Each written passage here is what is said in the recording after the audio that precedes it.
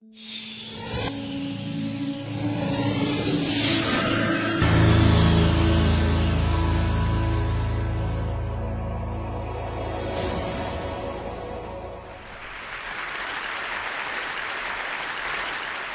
I want to start by offering you a free, no-tech life hack. And all it requires of you is this, that you change your posture for 2 minutes.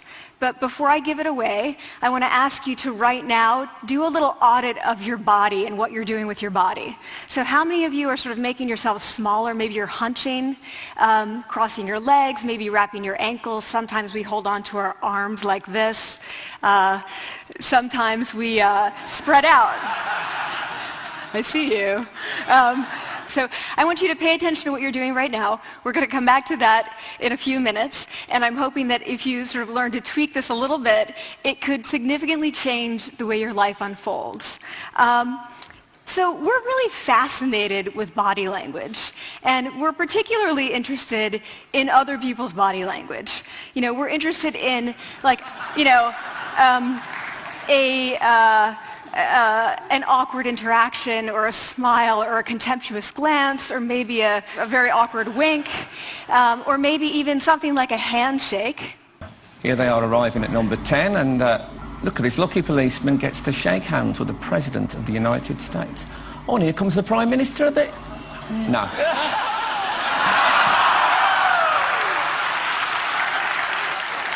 So a handshake or the lack of a handshake can have us talking for weeks and weeks and weeks, even the BBC and the New York Times.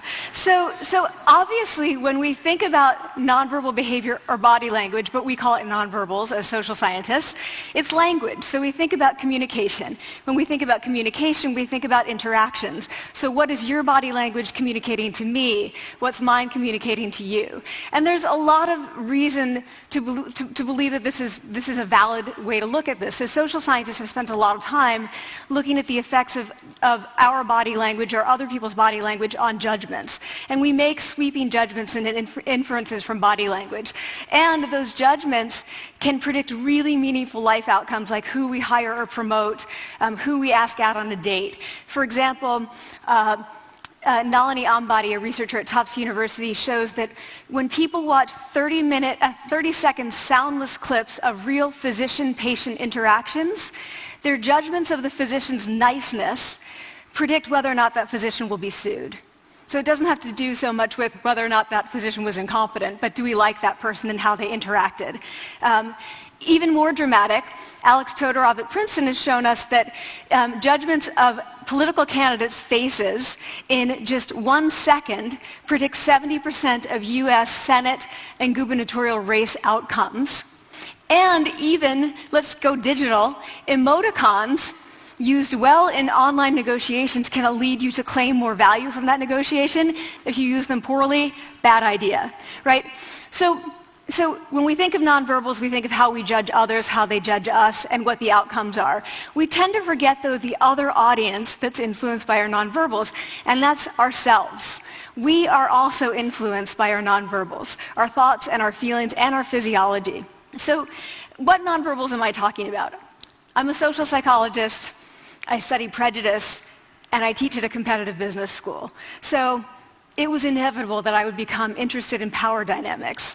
I became especially interested in nonverbal expressions of power and dominance. And what are nonverbal expressions of power and dominance? Well, this is what they are. So in the animal kingdom, they are about expanding. So you make yourself big, you stretch out, you take up space, you're basically opening up. It's about opening up. And this is true across the animal kingdom. It's not just limited to primates, and humans do the same thing. So they do this both when they have power sort of chronically, and also when they're feeling powerful in the moment. And this one is especially interesting because it really shows us how universal and old these expressions of power are. This expression, which is known as pride, Jessica Tracy has studied, she shows that people who are born with sight and people who are congenitally blind do this when they win at a physical competition. So when they cross the finish line and they've won, it doesn't matter if they've never seen anyone do it, they do this. So the arms up in the V, the chin is slightly lifted. What do we do when we feel powerless? We do exactly the opposite. We close up, we wrap ourselves up, we make ourselves small. We don't want to bump into the person next to us. So again, both animals and humans do the same thing. And this is what happens when you put together high and low power. So what we tend to do when it comes to power is that we complement the other's nonverbals. So if someone's being really powerful with us, we tend to make ourselves smaller. We don't mirror them, we do the opposite of them. So I'm watching this behavior in the classroom, and what do I notice? I notice that MBA students really exhibit the full range of power nonverbals. So you have people who are like caricatures of alphas, like really coming into the room. They get right into the middle of the room before class even starts, like they really want to occupy space. When they sit down, they're sort of spread out. They raise their hands like this. You have other people who are virtually collapsing when they come in. As soon as they come in, you see it. You see it on their faces and their bodies, and they sit in their chair and they make themselves tiny, and they go like this when they raise their hand. I noticed a couple things about this. One, you're not going to be surprised. It seems to be related to gender. So women are much more likely to do this kind of thing than men. Women feel chronically less powerful than men, so this is not surprising. But the other thing I noticed is that it also seemed to be related to the extent to which the students were participating and how well they were participating. And this is really important in the MBA classroom because participation counts for half the grade. So business schools have been struggling with this gender grade gap. You get these equally qualified women and men coming in, and then you get these differences in grades, and it seems to be partly attributable to participation. So I started to wonder, okay, so you have these people coming in like this, and they're participating. Is it possible that we could get people to fake it, and would it lead them to participate more? So my main collaborator, Dana Carney, who's at Berkeley, and I really wanted to know, can you fake it till you make it? Like, can you do this just for a little while and actually experience a behavioral outcome that makes you seem more powerful? So we know that our nonverbals govern how other people think and feel about us. There's a lot of evidence, but our question really was, do our nonverbals govern how we think and feel about ourselves? There's some evidence that they do. So, for example, when we smile when we feel happy, but also when we're forced to smile by holding a pen in our teeth like this, it makes us feel happy. So it goes both ways.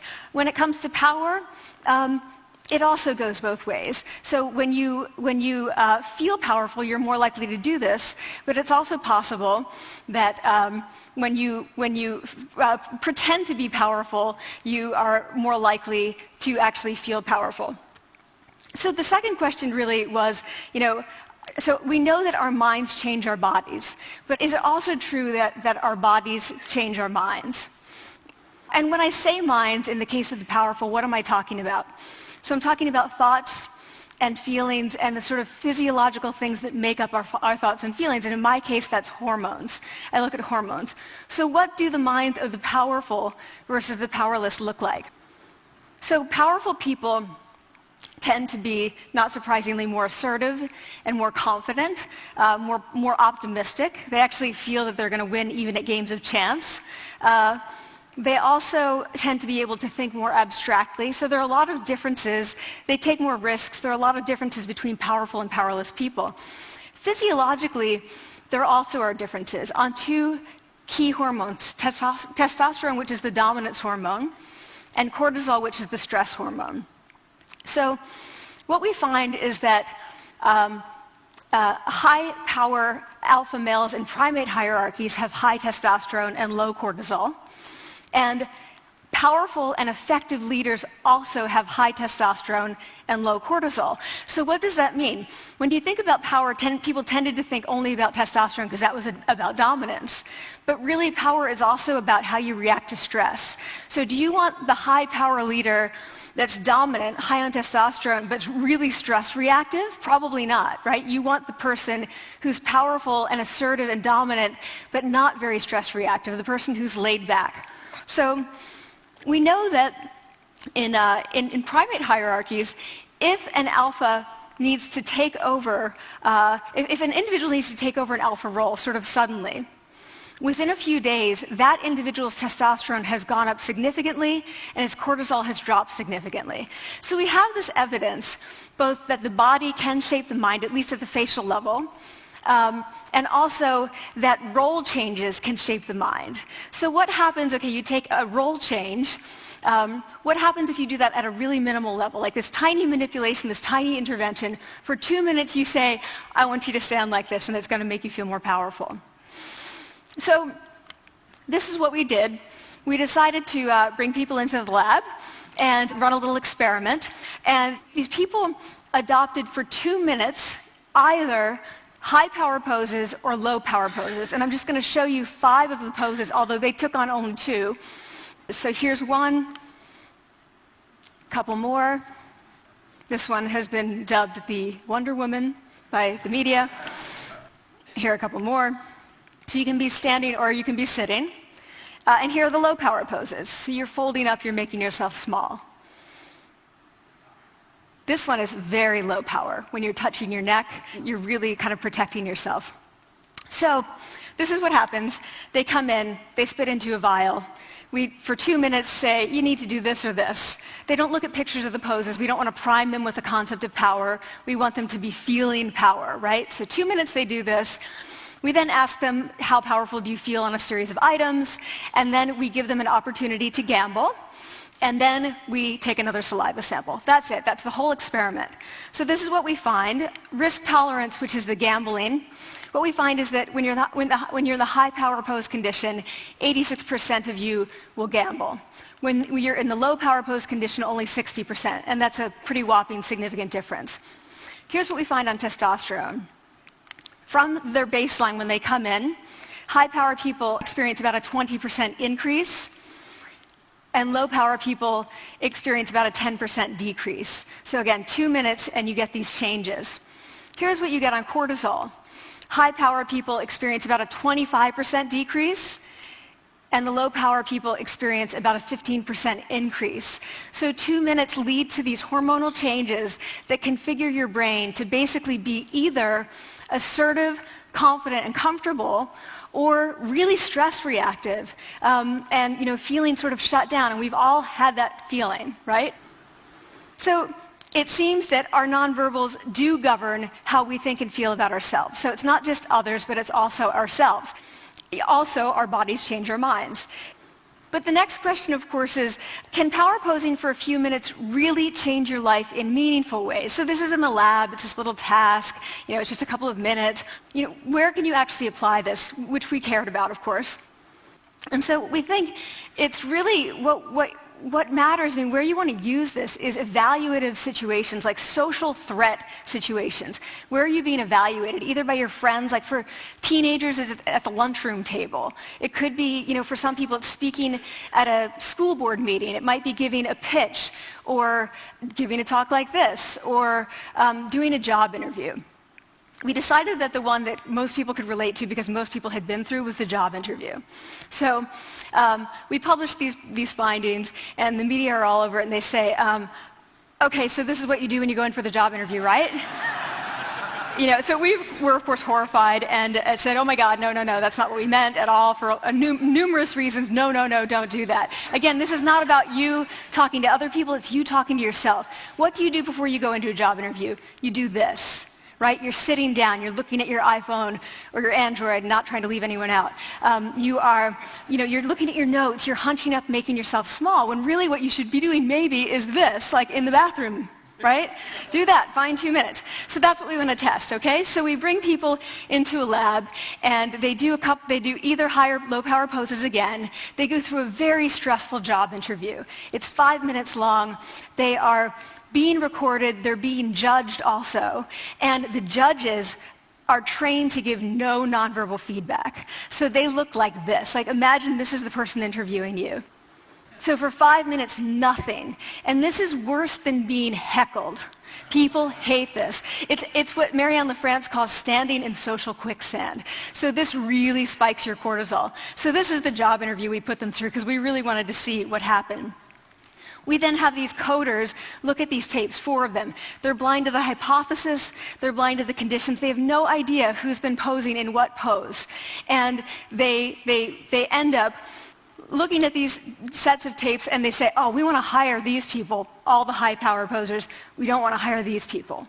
We also evaluate these people much more positively overall. But what's driving it?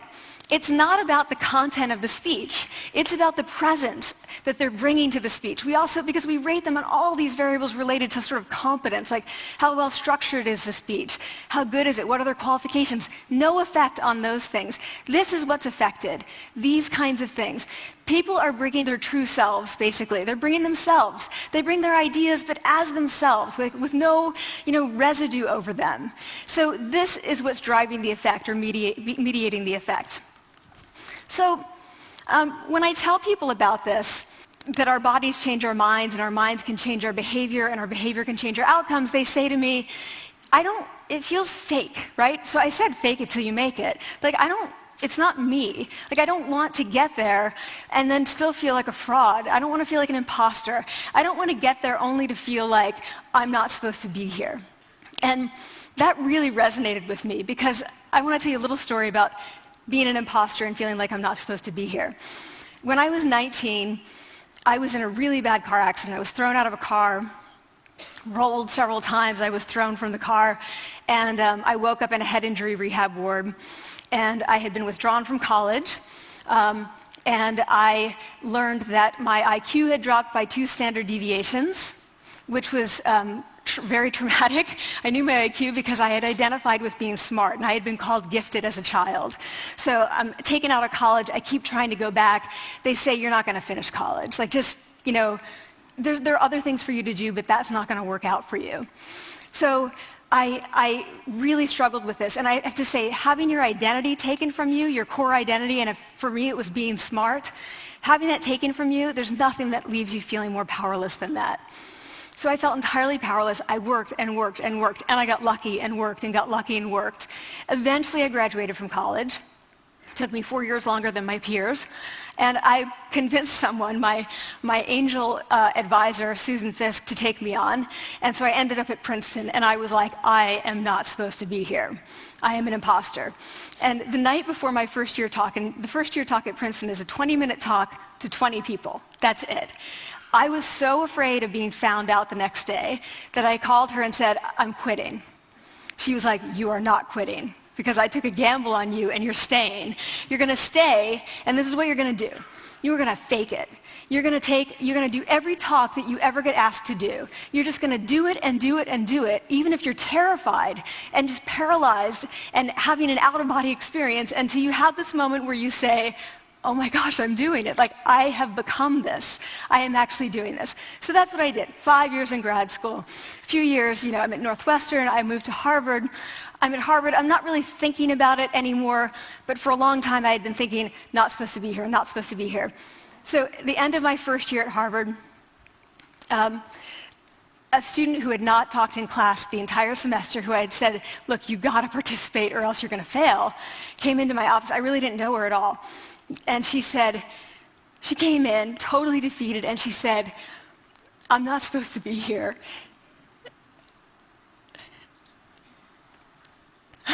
And that was the moment for me because 2 things happened. One was that I realized, oh my gosh, I don't feel like that anymore. I don't feel that anymore, but she does, and I get that feeling. And the second was, she is supposed to be here.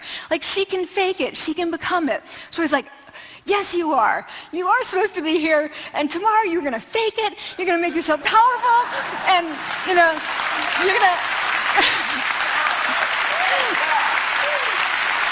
and you're going to go into the classroom, and you are going to give the best comment ever. And she gave the best comment ever. And people turned around, they were like, oh my God, I didn't even notice her sitting there, She comes back to me months later, and I realized that she had not just faked it till she made it, she had actually faked it till she became it. So she had changed. And so I want to say to you, don't fake it till you make it. Fake it till you become it. It's not do it enough until you actually become it and internalize. The last thing I want to leave you with is this. Tiny tweaks can lead to big changes. So this is 2 minutes. 2 minutes, 2 minutes, 2 minutes. Before you go into the next stressful evaluative situation, for 2 minutes, try doing this in the elevator, in a bathroom stall, at your desk behind closed doors. That's what you want to do. Configure your brain to cope the best in that situation. Get your testosterone up. Get your cortisol down. Don't leave that situation feeling like, oh, I didn't show them who I am. Leave that situation feeling like, oh, I really feel like I got to say who I am and show who I am. So I want to ask you first, both to try power posing, and also I want to ask you to share this science, because this is simple. I don't have ego involved in this. Give it away. Share it with people, because the people who can use it the most are the ones with no resources and no technology and no status and no power. Give it to them, because they can do it in private. They need their bodies, privacy, and 2 minutes, and it can significantly change the outcomes of their life. Thank you.